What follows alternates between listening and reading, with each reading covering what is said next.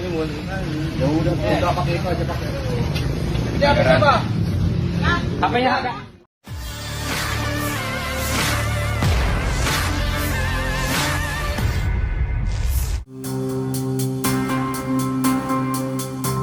Oknum prajurit TNI terduga pelaku penembakan bos rental mobil disinyalir melakukan kebohongan. Pada kronologi peristiwa sebelum penembakan di rest area kilometer 45 Tol Tangerang Merak, Banten pada Kamis 2 Januari 2025, ia mengaku sebagai prajurit TNI Angkatan Udara. Update kabar terkini yang bersangkutan merupakan anggota TNI Angkatan Laut. Pusat Polisi Militer TNI Angkatan Laut mengonfirmasi keterlibatan oknum prajurit TNI AL dalam kasus penembakan bos rental mobil itu. Begitu juga ditegaskan oleh Panglima TNI Jenderal Agus Subianto. Fakta ini menepis pengakuan oknum TNI terduga pelaku penembakan yang sebelumnya berbohong kepada korban. Terlontar perkataan kepada korban, ia mengklaim sebagai anggota TNI AU. Namun hingga beritanya ditulis, identitasnya masih belum diungkap. Terduga pelaku tersebut kini diamankan di Puspomal.